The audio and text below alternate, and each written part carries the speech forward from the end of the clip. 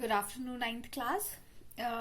हम आगे जो है अपना थर्ड चैप्टर कंटिन्यू करेंगे आज and we will discuss more about the atoms. So, as you all know now that atom is the building blocks of all the matter. Now, we will discuss more about the size of an atom. So, atom is very small. We can't see it with our naked eyes, and that's why it is invisible, or we have to use different instrument or equipments to see the atoms. Basically, the size of atom is very small. अगर हम एक sheet of paper की बात करें तो that is made up of million and billions of atoms. तो इससे आप लोग जो है वो आइडिया लगा सकते हो that how small a atom is. अगर हम एटम को मीटर्स में कन्वर्ट करें then 1 metre is equals to 10⁻⁹ nanometre. और नैनोमीटर यूनिट है जिसमें हम जो है एटम्स को मेजर करते हैं.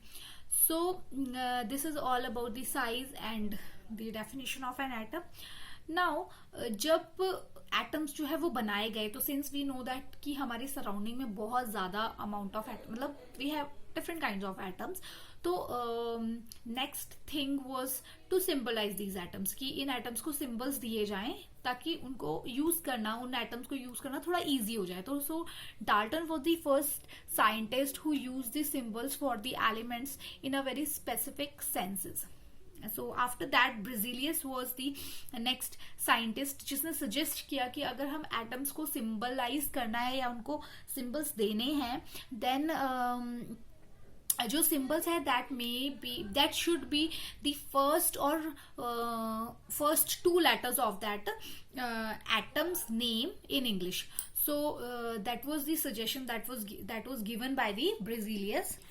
Now after that suggestion there is an International Union of Pure and Applied Chemistry that is known as IUPAC.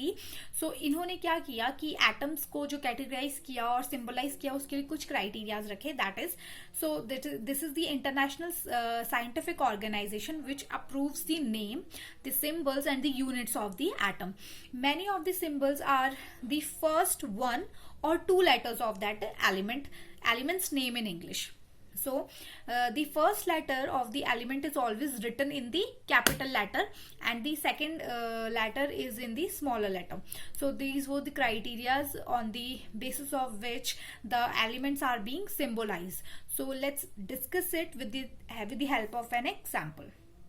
So जैसे कि हमने पीछे जो है जो कैटेगरीज दी थी उसमें जो भी रूल्स मेंशन किए थे उसके हिसाब से फर्स्ट की जो भी एटम है उसका जो नेमिंग होगा या फिर उसका जो सिंबल होगा that is the first letter of the English name of that atom. So जैसे हाइड्रोजन का जो सिंबल है दैट इज H, इसका फर्स्ट लेटर. वेयर इज उन्होंने कहा कि ऐसा भी हो सकता है कि हम एक वर्ड भी यूज कर सकते हैं और एक से ज्यादा 2 लेटर्स भी हम यूज कर सकते हैं. जैसे कि एल्यूमिनियम में इसमें हम लोगों ने यूज किया है 2 लेटर्स यूज किए हैं, उसका सिंबल है Al. नाउ जो दूसरी चीज उन्होंने कही दैट वाज कि अगर हम 2 लेटर्स यूज कर रहे हैं किसी भी सिंबल में तो जो फर्स्ट लेटर होगा वो कैपिटल होगा और जो सेकंड लेटर होगा वो स्मॉलर लेटर होगा. तो इस तरह से हम सिंबल्स जो है वो बनाएंगे किसी भी एटम के. Now after that the symbol of elements are formed from the first letter of the name and the letter appearing later in the name. तो दैट इज कि ये जैसे आप लोग देख सकते हैं इसमें क्या है कि अगर 2 लेटर्स वाले हैं तो फर्स्ट लेटर जो होगा कैपिटल होगा और जो सेकंड लेटर होगा वो स्मॉलर होगा. ठीक है, इस तरह से हम इसको कर सकते हैं. आफ्टर दैट इसमें हम लोग एक और चीज देख सकते हैं कि जो सिंबल्स है एलिमेंट्स के वो किस तरह से बनाए गए कि first letter of the name and the letter appearing letter in the name, यानी कि पहला लेटर और फिर उसके बाद वाला. तो इस तरह से जैसे जिंक और ये Zn हमने इस तरह से इसको सिंबलाइज जो है वो किया हुआ है. After that, the other symbol has been taken from the name of elements in Latin, German and Greeks. कुछ और जो एलिमेंट्स हैं उनके जो सिंबल्स हैं वो हमने उनके इंग्लिश नेम से नहीं लिए बट उनके ग्रीक, जर्मन और लैटिन नेम से लिए हुए हैं.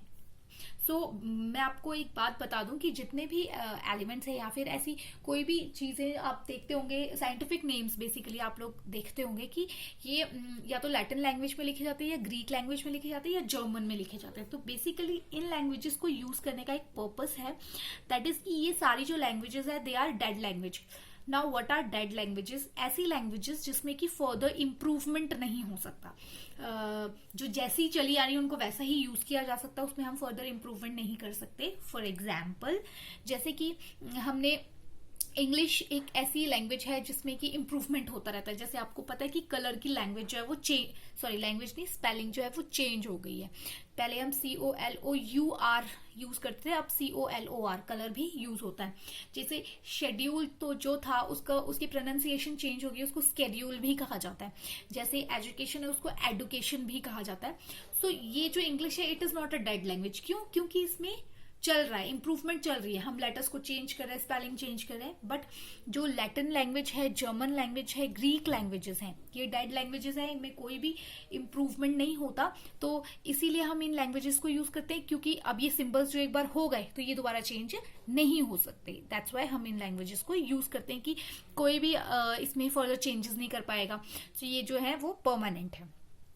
सो let's back to the topic कि कुछ सिंबल्स हमने क्या किए हैं कि जर्मन, ग्रीक और लैटिन लैंग्वेज में यूज किए हैं, ना कि उसके इंग्लिश नेम में. For example, since the English name of Fe is iron, but उसका सिंबल जो है वो Fe है, IR नहीं है. तो Fe सिंबल कहाँ से आया? उसके लैटिन नेम से आया, दैट इज फेरम से, Fe. ठीक है. Similarly sodium is the English name of Na, but उसका सिंबल इज नॉट SO, उसका सिंबल है Na. तो वो Na कहां से आया? वो उसके लैटिन नेम से आया, that is natrium. Similarly potassium का सिंबल K है, दैट केम फ्रॉम द केलियम. सो इस तरह से हमने जो है सिंबलाइज किया बहुत सारे एलिमेंट्स को.